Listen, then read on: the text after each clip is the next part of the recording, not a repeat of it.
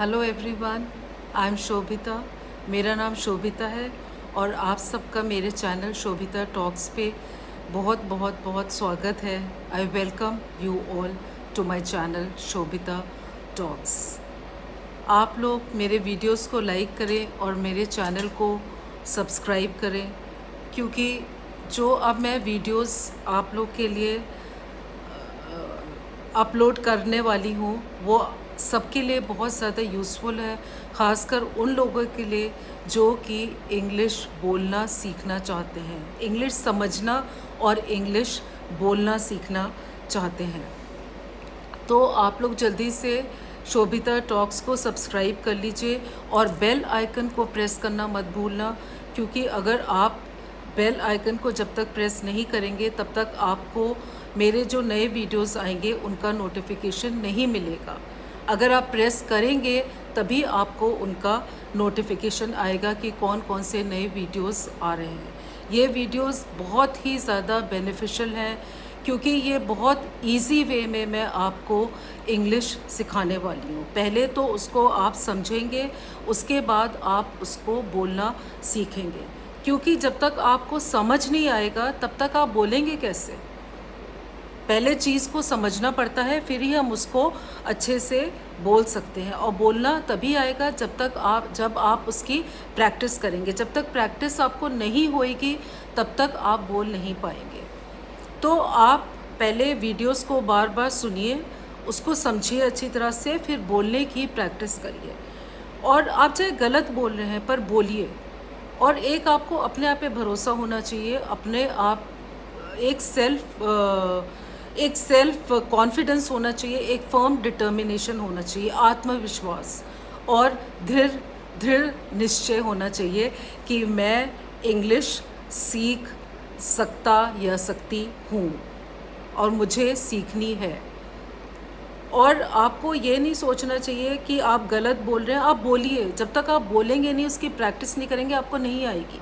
और सामने वाले को चाहिए कि अगर वो कोई गलत बोल रहा है, उसका मजाक बनाने के बजाय या उसकी हंसी उड़ाने की बजाय उसको करेक्ट करना चाहिए।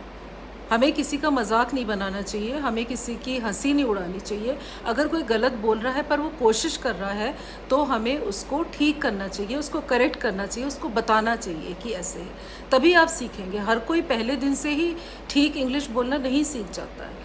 और हमें ये नहीं सोचना चाहिए कि सिर्फ कॉन्वेंट में पढ़ने वाले ही अच्छी इंग्लिश बोल सकते हैं। हाँ, उन लोग को एक एडेड एडवांटेज होता है, क्योंकि उनको सारी पढ़ाया इंग्लिश में जाता है और उनको इंग्लिश में ही बोलना होता है, इसीलिए उनको प्रैक्टिस बहुत ज़्यादा होती है। इसीलिए मैंने आपको ये पॉइंट उठाया है कि आपको बहुत प्रैक्टिस करनी पड़ेगी। आपको अपने आप पे कॉन्फिडेंस रखना पड़ेगा कि आप गलत ही बोल रहे हैं तो बोलो, आप सीखोगे। गलत बोल के ही आप सीखोगे। तो मैं ये अब नेक्स्ट वीडियो से मेनली मैं आपको सारा कुछ मतलब पढ़ाना, स्टेप बाय स्टेप सबको सिखाना शुरू करूँगी। पर उससे पहले मैं आपको ये बताना चाहती हूँ कि जो इंग्लिश लैंग्वेज है, जो इंग्लिश भाषा है, उसके कुछ फाउंडेशन है, उसकी कुछ नींव है। उनमें से सबसे पहली और सबसे इम्पॉर्टेंट नींव है पार्ट्स ऑफ स्पीच, जिसको हम कहते हैं। ये 8 प्रकार के होते हैं। Parts of speech are of 8 kinds. There are 8 kinds of parts of speech.